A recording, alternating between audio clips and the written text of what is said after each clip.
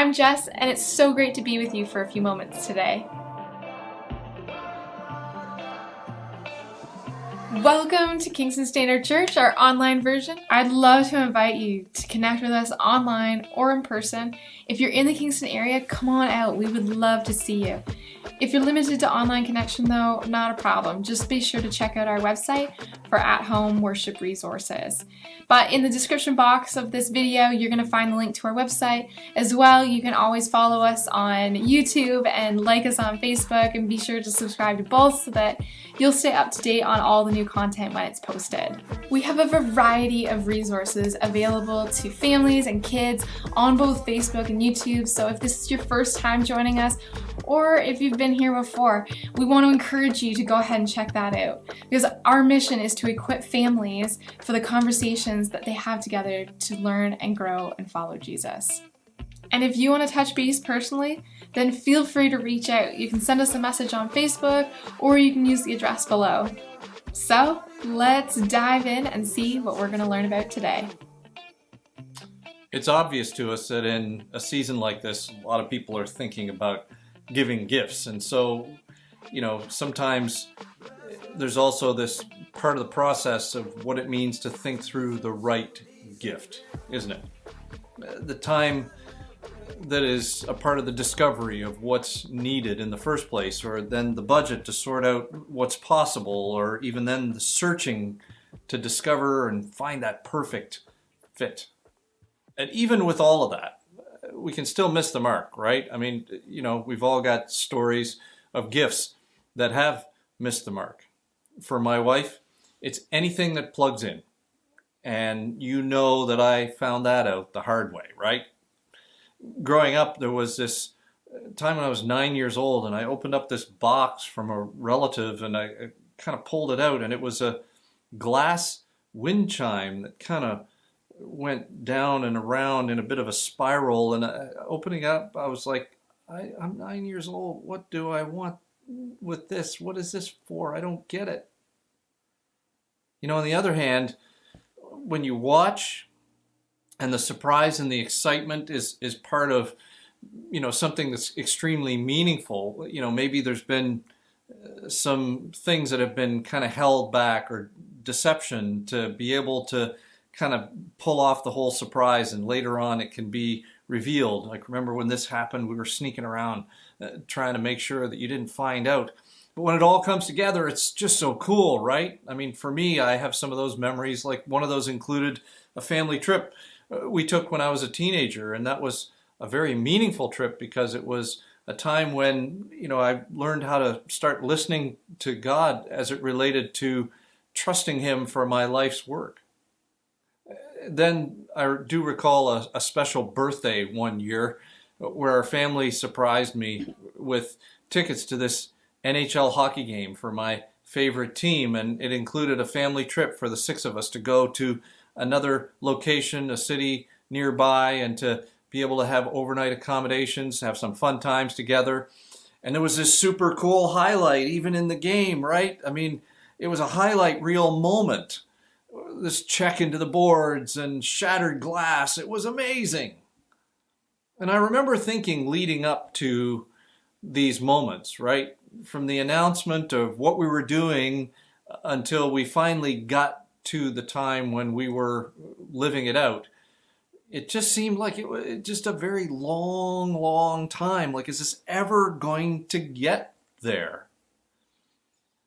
We've all had those kind of moments that it seemed like it took a long time to get to that special event, right? And sometimes if you've been looking forward to something for a long time and you've been expecting what it's going to be, well, I don't know about you, but sometimes when it happens, sometimes it just seems to go through so fast. It zips by, and you almost miss how valuable it really is, even as it's happening and as you're living it out.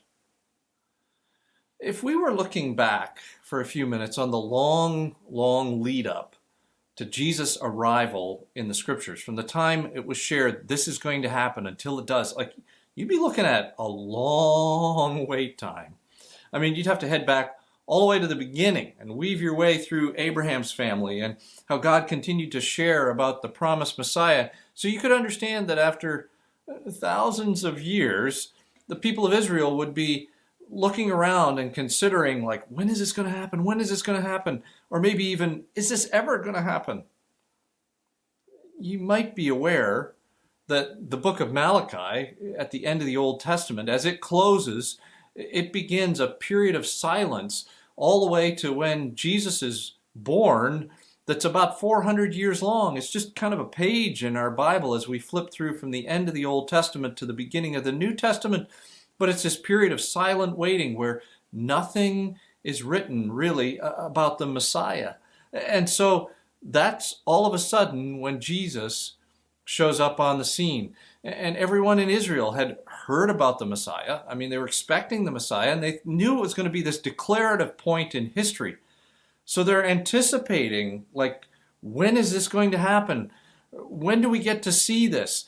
It will rebuild our nation. It'll restore us as a resurgence to a dominant place on the world stage. I mean, the leader they expected would show up and everything would get better. It would even be better than it was for the kingdom of Israel under King David. And those were the best days ever. They were kind of watching for this big entry, a big reveal. Ta-da! And instead, there was this complicated government-imposed tax plan. And it required Joseph and Mary to walk about 145 kilometers all the way from Nazareth to Bethlehem. And in that time, that would have meant a 5 or a 6 day walk. But like when we think about how it all went down, maybe, if we were there, could you see how they might miss it? I mean, it was such a bewildering approach. As it's happening, they could have been waiting around for so long, it might have been easy to just overlook how simple it was. Luke chapter 2 says, at that time, the Roman governor Augustus decreed that the census should be taken throughout the Roman Empire. This was the first census taken while Quirinius was governor of Syria. All returned to their own ancestral towns to register for the census, and because Joseph was a descendant of King David, he had to go to Bethlehem in Judea, David's ancient home. And he traveled there from the village of Nazareth in Galilee, and he took with him Mary, to whom he was engaged, who was now expecting a child. Here's their 145-kilometer, 5-6 day walk, right? And while they were there, which I'm sure they would have been there for an extended period of time, the time came for her baby to be born. She gave birth to her firstborn son, and she wrapped him snugly in strips of cloths and laid him in a manger, because there was no lodging available for them. Now, I don't know about you, but when I read this, I have so many questions, right? I mean, all these people that were around them, like, didn't they know? How could they not have known that this was Mary and Joseph? I mean, the people that were walking on the road with them as they were going from Nazareth all the way down to Bethlehem, could you imagine even the horror of anybody who they'd knocked on their door and they'd been turned away for lodging? Do you think that anyone that would have been lodged in some of those places, if they'd known who was out there, that they would have given up their space, for them to stay there? But they weren't the only ones that missed this, right? I mean, these folks and so many more missed the importance of what was happening right there in front of them. They'd anticipated this for so long, and while it's happening, it's zipping by and they're missing it. And we look at it now, and it makes total sense to us, right? I mean, Jesus, he's going to arrive when he did and the way that he did. I mean, of course this is the way it works. The subtle way that Jesus shows up, though, and so many people are just going about their thing while waiting for this monumental, life-altering event. What ended up happening was they missed the simple, life-altering event that was happening right in front of them. Have you ever met someone you knew well enough, like you kind of know the way they operate and their routines and so on and so forth, and so after a while, you know enough about them that you could say, okay, they're they're predictable. I know how they're going to respond when this happens, or how they're going to be acting when this goes on, or even what will happen at this time of day for them. Is there anybody that comes to your mind like that? I know for me, it's my grandfather. He had very regimented plans and patterns and routines and habits in his life. I mean, breakfast was every day, 8 a.m. sharp. And at 12 o'clock, he was eating his lunch. And same thing with supper, 5 p.m. And the same snack every night at 9 p.m. And you can learn a lot about him from his routines and from his habits. I mean, every day it was the same. He'd go and get his mail at the same time, and he'd read the paper, and he'd watch TV, and you just go on and all of the same things over and over again. And you never really had to wonder what he was up to. You could just look at your watch and go, it's 9:30, he's out getting his mail, not a good time to call. Or it's noon, he's sitting down having lunch. Or it's Saturday night, and he's watching the hockey game on TV. 10:30 every night, Grandpa's gone to bed. And his patterns revealed so much about him that it was easier to appreciate some of the things that he was up to in his life. Now, I wonder, maybe, just maybe, is it possible that Jesus' arrival is maybe a clue or a hint about some of God's patterns and how he operates? And what can we see in the patterns that are a part of Jesus' arrival? What's he revealing about himself? I mean, we've mentioned this, here today and even in other times this season, because we get to look back after the fact. We can see some cool things about the whole picture. And because we're so incredibly familiar with the details of Jesus' birth, it could be really easy to analyze and even criticize. We often do this with history, right? I mean, it's easier to judge it when it's all over. And you probably heard somebody say, well, if I'd been there, then this is what I would have done.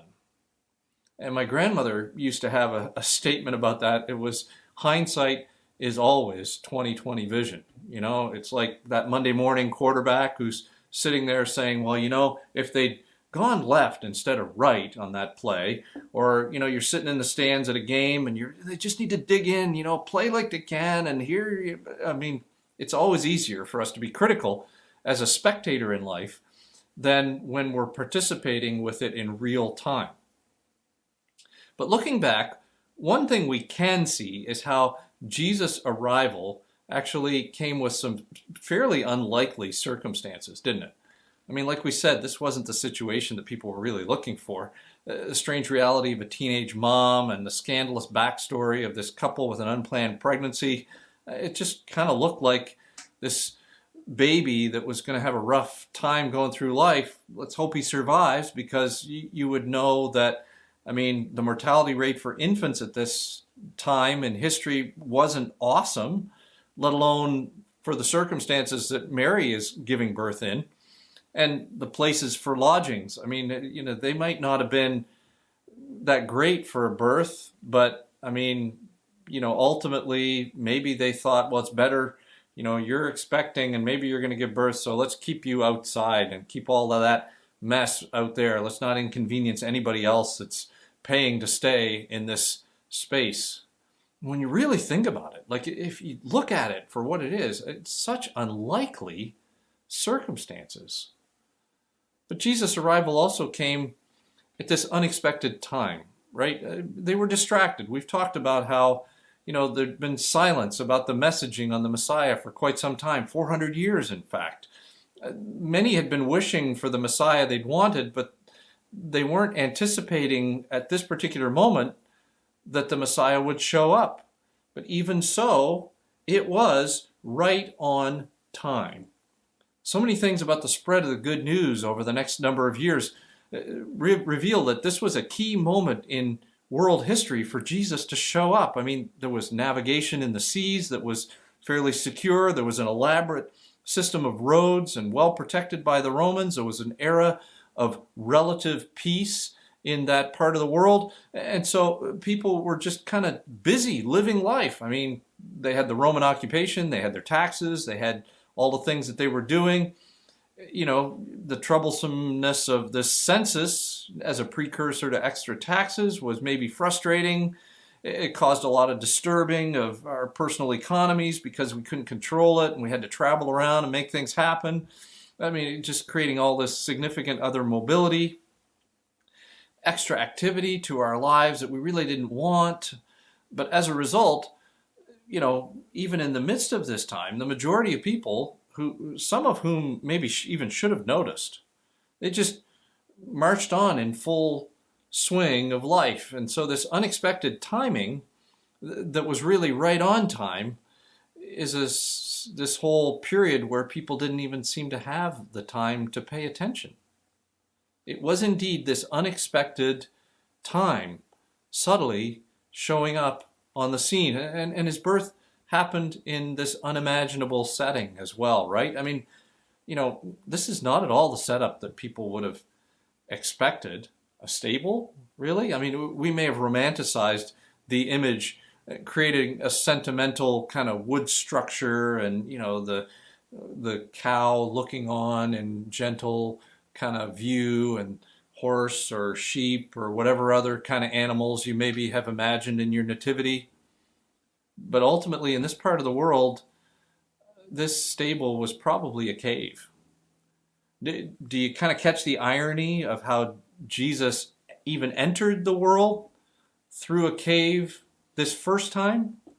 I mean, our minds sometimes go to these beautiful recreations of the space, but let me remind you, this is a place where animals came and did their thing, where they ate, where they slept, and etc. When I think about this, like, we've had this cool boom of babies around our church here in this last year, and it's clear, and we know this, that not all pregnancies are equal. They don't all look the same. I know for my wife, like, smells and sounds were kind of something that she was a little bit more hyper aware of. There were certain smells that just kind of were like, oh, get that away from me. And there were certain sounds that were like, oh, that really irritates to hear. So when I think for a moment of a pregnant Mary in this cave with all these creatures, even the creepy crawly ones that you would expect in a cave, what an unimaginable setting. Everyone who was looking around for the Messiah to make a grand entrance, and while they're doing that, he snuck in the side door. And I'd like to suggest that in all of this, God is reminding us even now, what may puzzle us today becomes tomorrow's masterpiece. I mean, how often do we see God operate this way, with an approach that seems unlikely, or maybe unimaginable?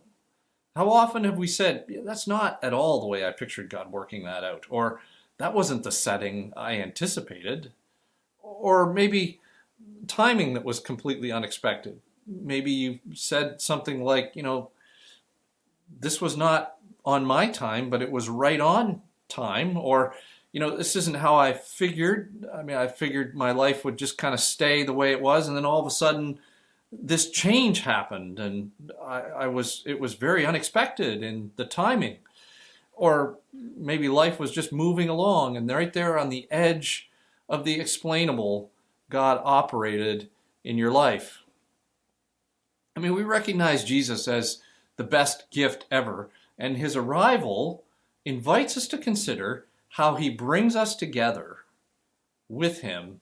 And sometimes, maybe in this moment, we get a chance to see him a little bit like, winking at us and saying, watch this, or keep your eyes open, check out what I'm doing here.